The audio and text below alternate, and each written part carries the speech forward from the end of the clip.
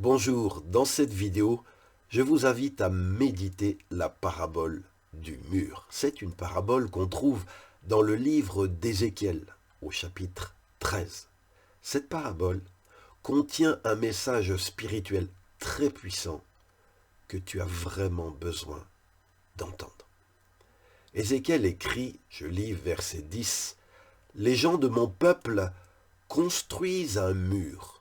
Eux, les prophètes, se contentent de le recouvrir de plâtre. » Ce mur représente la vie des gens d'Israël. C'est un mur branlant qui menace de s'effondrer. Au lieu d'œuvrer à le consolider, les prophètes se contentent de le badigeonner de plâtre en disant « tout va bien », alors que tout va mal. Ça me fait penser à ce que nous vivons aujourd'hui.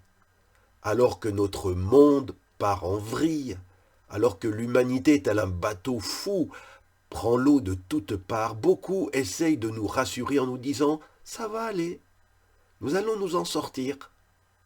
Mais Dieu, de dire au travers de son messager, Ézéchiel, je lis verset 11, « Eh bien dit à ceux qui recouvrent le mur avec du plâtre, votre mur va être détruit. Une grosse pluie va arriver, la grêle va tomber, une tempête va éclater. » Cette tempête qu'annonce Ézéchiel, c'est le jour de la colère de Dieu. Ce jour où Dieu va visiter tous les crimes, toutes les injustices, tous les péchés de son peuple. Et cette tempête, elle a eu lieu entre 597 et 586 avant Jésus-Christ. Elle a eu raison du mur qui s'est effondré. Jérusalem et ses habitants ont été emportés, emmenés en déportation à Babylone. Ce qui s'est passé pour Jérusalem et le peuple de Juda constitue un avertissement pour nous. Dieu nous prévient à nous aussi. On peut le lire dans l'Épître aux Hébreux, chapitre 12, verset 26. « Encore une fois, dit le Seigneur, je ferai trembler non seulement la terre, mais aussi le ciel. » Au jour de cette tempête, de ce tremblement, que restera-t-il de notre mur? Que restera-t-il de ton mur?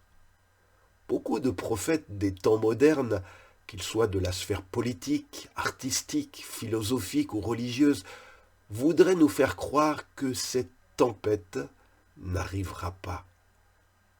Au lieu de confronter les gens avec la vérité, ils préfèrent les bercer d'illusions en badigeonnant leur mur de plâtre.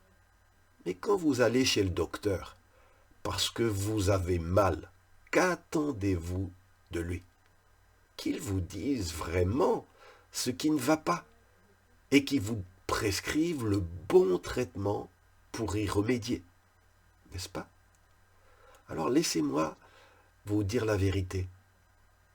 L'humanité est malade et sa maladie s'appelle le péché.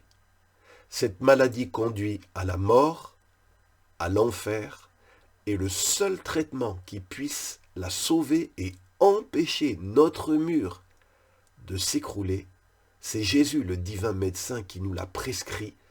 On le lit dans Marc 1, verset 15, Jésus dit « Repentez-vous et croyez à la bonne nouvelle. » Repentez-vous. Si tu aimes ton péché et désires continuer à le pratiquer comme c'était le cas pour le peuple de Jérusalem, il n'y aura pas de salut pour toi.